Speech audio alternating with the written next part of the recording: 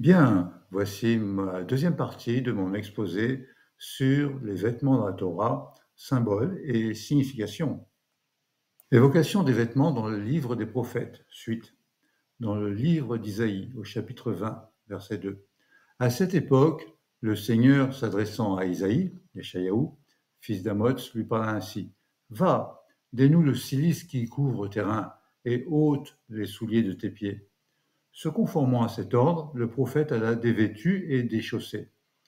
Sur ordre de Hachem, Isaïe avait l'habitude de marcher nu et pieds nus, même sans son cilice, cela en signe de détresse à un moment de l'histoire, c'était lors des guerres des Assyriens contre la Samarie, puis l'Égypte. Au chapitre 58 des livres d'Isaïe, en fait, Isaïe était vêtu simplement d'un sac de toile en poil de chèvre. Si tu vois quelqu'un de nu, dépouillé, tu devras le couvrir. Cette obligation doit être comprise tant au sens littéral qu'au sens figuré. Si une personne est dépourvue de vêtements spirituels en matière de mitzvot, il est de notre devoir de lui en fournir. Évocation des vêtements dans les livres des hagiographes. Les Proverbes, chapitre 31, éloge de la femme vertueuse. Lotira leveta mishale ki holbeta lavush shanim. Elle ne redoute point la neige pour sa maison, car tous ses gens sont couverts de riches étoffes. Marvadim astala shesh l'argaman levusha. Elle se brode des tapis, du lin fin et des pourpres forment ses vêtements. Dans Coëlette, l'Ecclésiaste, chapitre 9. Va donc, mange ton pain allègrement, bois ton vin d'un cœur joyeux, car dès longtemps Dieu a pris plaisir à tes œuvres. Qu'en tout temps tes vêtements soient blancs et que l'huile ne cesse de parfumer ta tête. Dans le livre d'Esther, au chapitre 4, suite au terrible décret d'Aman, verset 2, et partout où parvint l'ordre du roi et son édit, ce fut un grand deuil pour les Juifs, accompagné de jeûnes, de pleurs, de lamentations. Il y eut grand pleurs pour les Juifs. Ils étaient couverts de silice, des sacs de jute et de cendres. Puis au chapitre 6, le roi Assuérus commande à Haman d'honorer l'homme qui lui a sauvé la vie. Haman ne savait pas qui c'est, il pensait que c'était lui. Haman répondit au roi, « S'il est un homme que le roi ait à cœur d'honorer, qu'on fasse venir un vêtement royal qu'a porté le roi, et un cheval que le roi a monté, que l'on confie le vêtement et le cheval à l'un des seigneurs du roi, pour qu'on mette le vêtement à l'homme que le roi veut honorer, qu'on le promène sur le cheval par la grande place de la ville. » Va vite, dit le roi Haman, prendre le vêtement et le cheval dont tu as parlé, et fais comme tu as dit à l'égard du juif Mordechai, qui est assis à la porte du roi. Et Mordechai sortit de chez le roi en costume royal, bleu d'azur et blanc, avec une grande couronne d'or et un manteau de byssus de pourpre. Et la ville de Shushan, sud, fut dans la jubilation et dans la joie. Vêtements comme symbole de déguisement à Purim. Les costumes de Purim transposent l'histoire de la Megillah Esther sur les vêtements. Dans le récit, la façon dont le statut des personnages évolue est fonction du vêtement porté. À Purim, les enfants se déguisent, bien sûr, et aussi les parents. Par exemple, ils empruntent la tenue vestimentaire spécifique d'un corps de métier ou d'un personnage que l'on voudrait imiter. Un masque et une tenue pour ressembler à Batman, ou bien une robe multicolore pour ressembler à une poupée. Évocation des vêtements dans le Talmud. Shimon HaTzadik et sa rencontre avec Alexandre le Grand. Les Koutim, une secte qui pratiquait l'idolâtrie mais prétendait appartenir au peuple juif, ils ont demandé à Alexandre l'autorisation de détruire le temple de Jérusalem. Dans un premier temps, Alexandre a été d'accord. Lorsque Simon le Juste apprit cette terrible catastrophe qui allait s'abattre sur Israël, il se vêtit de ses habits de grand prêtre, se fit accompagner des notables d'Israël qui tenaient en main des flambeaux, et ils avancèrent dans la pénombre au devant de l'armée d'Alexandre. Au lever du jour, les voyant approcher, Alexandre demanda à son entourage, « Qui sont ces gens ?»« Ce sont des Juifs qui se révoltent contre toi, lui répondit-on. En Antipatrice, le soleil était déjà levé, et le moment de la rencontre était arrivé. Apercevant Simon le Juste, Alexandre le Grand descendit de son char et se prosterna devant lui. Les proches de l'empereur s'étonnèrent. Un roi aussi puissant que toi se prosternait devant ce juif? Lors de tous mes combats, j'aperçois toujours l'image de cet homme qui avance au-devant de mes troupes, répondit Alexandre. Ce n'est pas devant lui que je me suis prosterné, mais devant le Dieu dont il a l'honneur d'être le grand prêtre. Un jour, j'étais à Dion, en Macédoine, j'ai vu en songe cet homme dans le costume qu'il porte à présent. Et comme je réfléchissais à comment m'emparer de l'Asie, il me conseilla de me mettre en marche avec confiance. Lui-même conduirait mon armée et il me livrerait l'empire des Perses. Aussi, je pense que c'est une inspiration divine qui a décidé mon expédition et que je vaincrai donc Darius, le roi des Perses. En s'adressant à Simon le Juste et à son groupe, il dit « Que désirez-vous ? As-tu été trompé par des païens qui t'ont conseillé de détruire l'édifice à partir duquel des prières sont adressées à Dieu pour ton bien-être et la réussite de ton royaume ? » Oui. Qui sont ces païens ? Demande Alexandre. Ce sont les Koutimes, les Samaritains. Ah, faites-en ce que vous voulez, leur répondit Alexandre le Grand. Et les Koutimes furent immédiatement exécutés, c'est rapporté dans le Talmud Yoma, page 69a. D'après la tradition, Alexandre devint alors le protecteur des Juifs et se rapprocha de Shimon HaTzadik. Récemment, je suis allé à Jérusalem, dans le quartier Shimon HaTzadik, et j'ai visité le Kever de Simon le Juste. Prière pour le vêtement dans le Patar Eliaou. La coutume de se couvrir la tête commence à l'époque du deuxième temple de Jérusalem. Le Talmud rapporte que Rav Huna, fils de Rav Yehoshua, ne marchait pas 4 coudées, tête découverte, par égard envers la présence divine. À partir du IIIe siècle, le mot kippa apparaît dans le Talmud pour simplement désigner un couvre-chef. Le port de la kippa se généralise progressivement à partir du Moyen Âge. Pour un homme, se couvrir la tête avec une kippa est considéré comme un signe de soumission à l'autorité divine. La kippa permet aux Juifs d'afficher son humilité et son respect pour sanctifier le nom de Hachem. En page 2 du Patar Eliaou, lors des bénédictions du matin, nous récitons la 5e bénédiction qui est « Béni sois-tu, Hachem, notre Dieu roi de l'univers, Malbish Harumim » qui vêt les dénudés. Par cela, nous exprimons notre reconnaissance à Hachem de nous procurer des habits conçus de toutes sortes de tissus. Ce qui nous permet d'avoir des vêtements chauds pour l'hiver, des plus légers mais décents pour l'été, et des vêtements honorables pour le Shabbat et les jours de fête. Cette bénédiction vient aussi exprimer la supériorité de l'homme sur l'animal. L'être humain est doté d'intellect, donc il ne peut se permettre de sortir nu et indigne.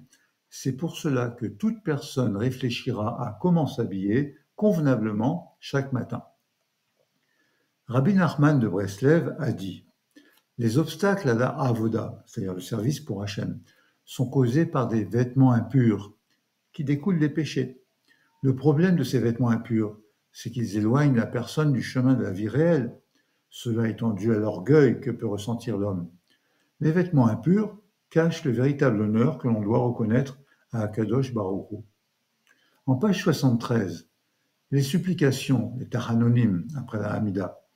L'apparence vestimentaire peut décevoir ou bien tromper, et les vêtements, beged, peuvent être signe de trahison, comme nous disons dans la prière de confession des fautes, Hacham, nous, Bagad, nous avons fauté, nous avons trahi, etc. En page 384 vient la prière en mettant un habit neuf pour la première fois. On dit Malbish Harumim, suivi de Baruch Ata Hashem, etc. Shecheyanu vekiyemanu vekiyanu lazman hazeh. Autre chose, l'honneur, le respect dû au Père. En quoi cela consiste-t-il ? Le kavod. À lui donner à manger, à boire, à lui procurer des vêtements et des chaussures, à l'escorter à sa venue et à sa sortie. C'est ce qui est rapporté dans Maseret Kiddushin, page 31b. Les vêtements sont signes d'humilité. Se vêtir d'un sac de toile, usuellement en poil de chèvre, et se couvrir la tête de cendre, c'est une ancienne coutume juive qui indique l'humilité devant Dieu en portant un habit en tissu grossier, qui est utilisé en temps normal pour confectionner des sacs, et en se couvrant de cendres. Quelques exemples. Dans le livre des rois, au chapitre 21, lorsque Achab entendit ces paroles, celles de remontrance du prophète Élie, non seulement il déchira ses vêtements, mais il se couvrit le corps d'un cilice et il jeûna. Il coucha dans ce cilice en se traînant et en marchant. Dans le deuxième livre des rois, au chapitre 6, contexte, Ben-Hadad, le roi de Syrie, allait mettre le siège devant Samarie. Verset 25. Pendant que cette ville était assiégée, une grande famine y sévissait. Et c'était suite aux mauvaises nouvelles consécutives à cette famine.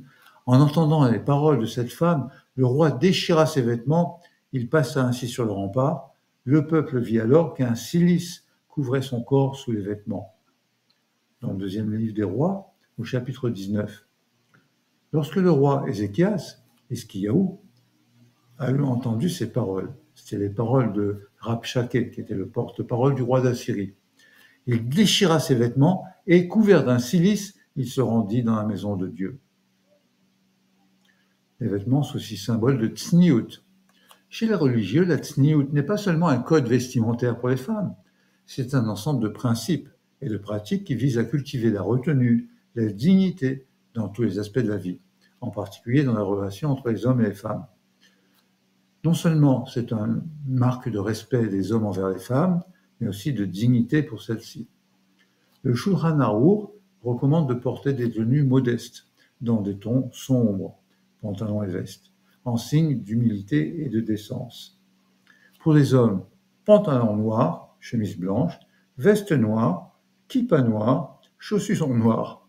C'est l'uniforme des ultra-orthodoxes, qui est une marque d'humilité et d'engagement total envers la Torah, selon les recommandations du Chazon Ish. Pour les femmes et les jeunes filles, les vêtements doivent être discrets, couvrir tout le corps, à l'exception des mains et du visage. Pas de pantalon, uniquement une robe longue jusqu'en dessous des genoux et une chemise qui couvre les épaules et les bras jusqu'au coude inclus. Pour les femmes mariées, un couvre-chef qui est le kissouy roche. Je partage avec vous une anecdote. En 2023, je suis venu à la bar mitzvah du fils de mon cousin. J'étais habillé en bleu, comme vous pouvez le voir, avec cette veste. Et j'avais aussi une kippa bleue et un pantalon bleu. Bon. Et la synagogue était située dans le quartier religieux de Beit Vegan. J'ai fait sensation en arrivant à la synagogue au milieu d'une marée d'hommes en noir et blanc. Ils étaient tous en noir, et moi j'arrive avec mon costume bleu. Je ne suis pas passé inaperçu, et je suis arrivé à côté de mon cousin, ils m'ont fait cavode. Interdiction concernant le port de vêtements. Les habits masculins et féminins doivent être nettement séparés. Cela est lié intimement à la chair qu'ils recouvrent. Le vêtement est dans la Bible la garantie de la distinction des corps sexuels. Dans le livre du Deutéronome, Parashat Kitetsé, au chapitre 22, verset 5, « Une femme ne doit pas porter le costume d'un homme, ni un homme s'habiller d'un vêtement de femme, car l'Éternel ton Dieu a en horreur quiconque agit ainsi. » Commentaire de Rachi. Il n'y aura pas un ustensile d'homme sur une femme, de façon qu'elle ait l'air d'être un homme et qu'elle se mêle aux hommes, car cela ne peut conduire qu'à la débauche. Un exemple célèbre dans l'histoire de France est Jeanne d'Arc, en habit guerrier. En fait, ce fut le 4e chef d'accusation dans le procès de la Pucelle à Rouen en 1431, lorsqu'elle a été faite prisonnière par les Anglais. Le tribunal lui reprochait de porter des habits d'homme. Autre commentaire de Rachi, et un homme ne revêtira pas un vêtement de femme, afin de ne pas se mêler aux femmes et s'asseoir avec elles.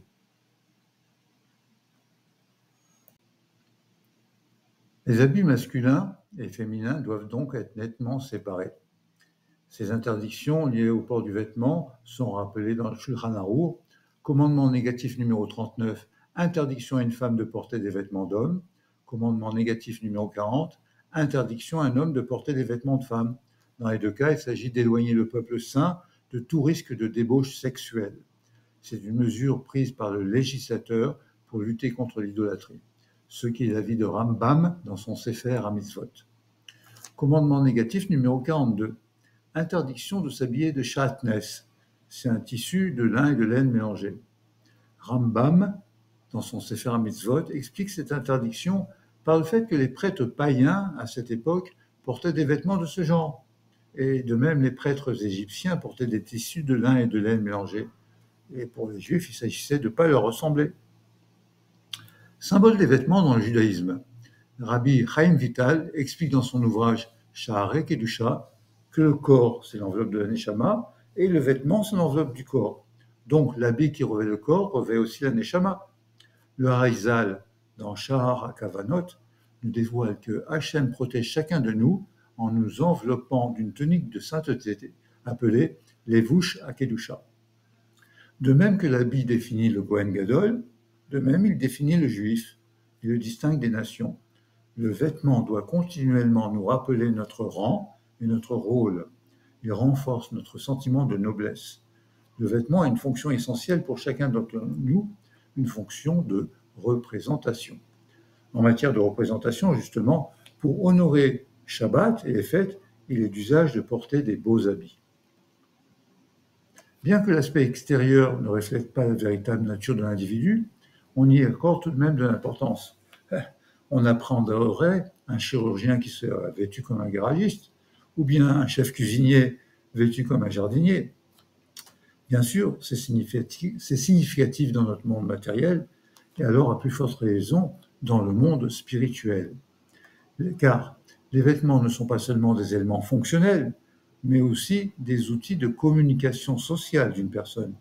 Ils permettent de se conformer aux attentes sociales, d'exprimer son identité et de se positionner au sein de la hiérarchie sociale. Les vêtements sont en quelque sorte comme une aura qui entoure la personne.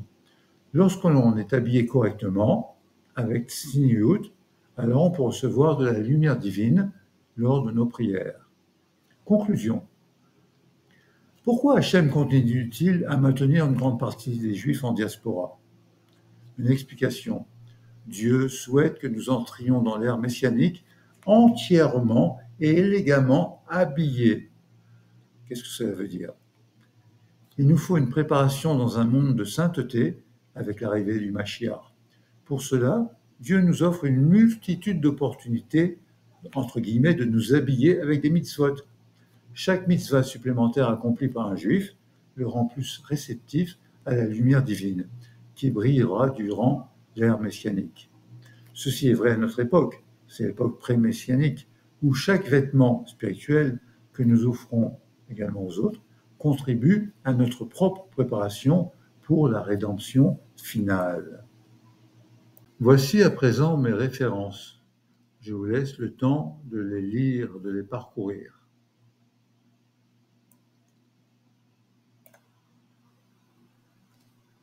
Et je vous remercie de votre écoute.